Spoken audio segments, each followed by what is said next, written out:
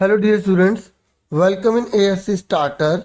Dear students, इस video में मैं आपसे प्रैक्टिकल को लेकर बात करने वाला हूँ कि प्रैक्टिकल जो है वो कहाँ पर होंगे।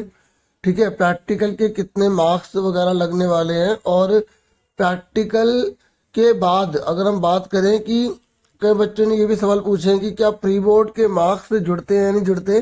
ठीक है, और भी बहुत सारी इंफॉर्मेशन है जो इस वीडियो में मैं आपसे शेयर करने जा रहा हूँ। देखिए, क्लास 10th की मैं अगर बात करूं तो अगर जो भी किसी भी सब्जेक्ट के बच्चे का अगर प्रैक्टिकल हो रहा है तो वो स्कूल के टीचर्स ही लेंगे पहली बार। ठीक है, क्योंकि सीबीएसई ने बोला है कि स्कूल के अंदर ही होंगे।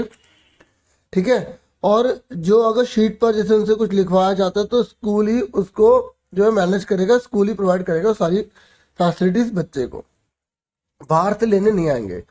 और अब वाइवा वाइवा का मतलब होता है कि आपसे कुछ सवाल पूछे जाते हैं, तो जो भी आपका प्रैक्टिकल होगा ना तो उसके रिगार्डिंग ही आपसे सवाल पूछे जाएंगे, जो अगर आपके टीचर्स आपका जो प्रैक्टिकल ले रहे हैं तो। ठीक है, अब मैं आपको बता दूं कि ये इंटरनल असेसमेंट क्या है और ये थ्योरी के मार्क्स क्या है। देखिए, जो अभी आप बोर्ड के पेपर देने जा रहे हैं ना, तो वो आपके 80 मार्क्स के जो सब्जेक्ट वाले हैं, देख लो 80 मार्क्स का पेपर आएगा, 80 में से आपको मार्क्स मिलेंगे।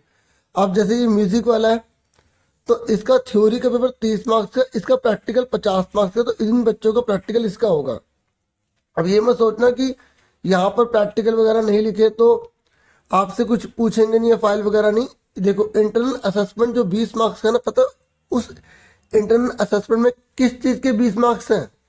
जैसे मैं आपसे डिस्कस करता हूँ मैथ का। ठीक है, तो मैथ में ऐसे सब सब्जेक्ट के अंदर है। ठीक है, तो आप देखो ये इंटरनल असेसमेंट है। इसमें क्या है कि आपका पेन पेपर टेस्ट होगा स्कूल में और मल्टीपल असेसमेंट होंगे, उनको मिला के जो है ना वो आपका 10 मार्क्स का रहेगा। अब पेन पेपर टेस्ट और मल्टीपल असेसमेंट का मतलब यही है कि जो आपके पीरियोडिक टेस्ट हो रहे हैं वो, आपके टर्म फर्स्ट के पेपर हुए थे वो, आपके पीरियोडिक टेस्ट हुए थे या प्री बोर्ड हुआ था वो, तो इसमें जो ज़्यादातर टीचर यही करते हैं कि जो बेस्ट 2 होते हैं उसके बेस पर मार्क्स लगा देते हैं बच्चे के 10 में से।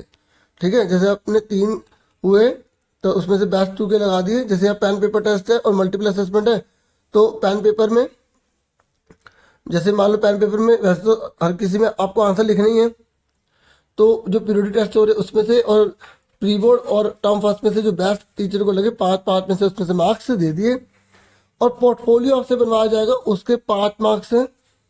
ठीक है, ऐसे लैब प्रैक्टिकल आपसे करवा जाएगा उसके 5 मार्क्स है। तो ये इंटरनल असेसमेंट के मार्क्स हैं।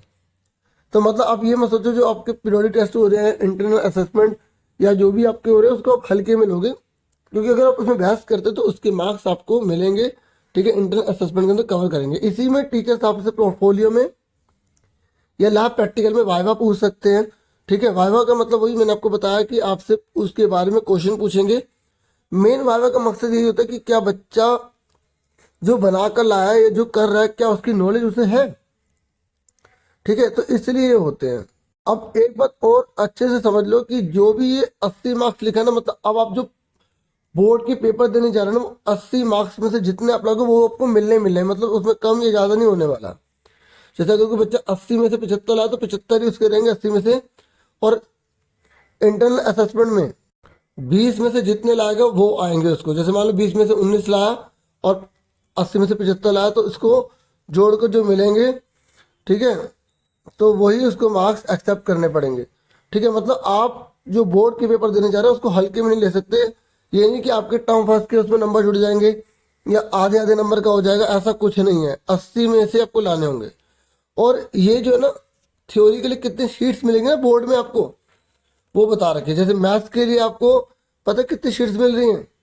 मैथ्स के लिए आपको 48 शीट मिलेंगी और उसमें ग्राफ भी लगा होगा। जैसे ग्राफ वाला क्वेश्चन है ना, तो जैसे 15-20 पेज बाद होगा तो उस ग्राफ पर ही आप करना ग्राफ वाला क्वेश्चन। इसलिए ये बताया जाता है पहले से ताकि बच्चों को नॉलेज हो, और आंसर शीट जब मिलेगी उसे खोल के आप चेक भी कर लेना। ठीक है, अब जिन बच्चों के अलग से जो प्रैक्टिकल होंगे, देखो कहीं जो मैंने इंटरनल असेसमेंट में कवर हो गए पोर्टफोलियो वगैरह, लेकिन अगर किसी बच्चे के जो ऑफिशियली लिखे ना प्रैक्टिकल, तो उनका थ्योरी का जो पेपर वो कम मार्क्स का होगा। जैसे किसी बच्चे ने म्यूजिक ले रखा है तो थ्योरी का पेपर 30 मार्क्स का है, उसको 20 पेज मिलेंगे और 50 नंबर का उसका प्रैक्टिकल होगा, स्कूल में ही होगा।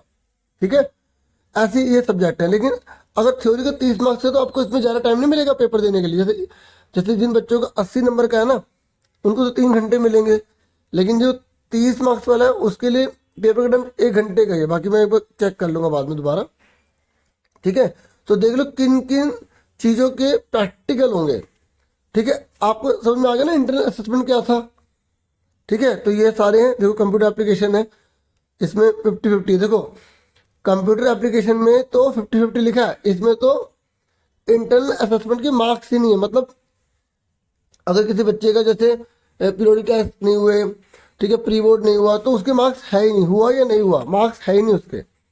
50 नंबर जो आप पेपर देंगे बोर्ड का, 50 नंबर का आपका प्रैक्टिकल भी होगा जो आपको तारीख बता रखी है उसमें। ठीक है, और जो इंटरनल असेसमेंट वाले हैं ना, जिसमें अगर यहाँ प्रैक्टिकल में कुछ नहीं लिखा, तो जो तारीख अभी प्रैक्टिकल की डेट आई है ना, तो उसमें उनका नहीं होगा। ठीक है, टीचर चाहे तो इंटरनल असेसमेंट उस दिन चेक कर सकते हैं, ले सकते हैं। ठीक है, ये है। लेकिन ऑफिशियली जो बात है प्रैक्टिकल की किसकी, आपको मैंने बता दिया। तो जैसे कई बच्चों का ऑटोमोबाइल का होता है, फाइनेंशियल मार्केट का होता है, ठीक है, ब्यूटी एंड वेलनेस का, तो इनके ये जितने भी बच्चे हैं ना, ये जो सब्जेक्ट वाले हैं, इनका प्रैक्टिकल जो मैंने आपको डेट बताई थी, ये उसी डेट का होगा। दिखाता हूँ, 1 मिनट।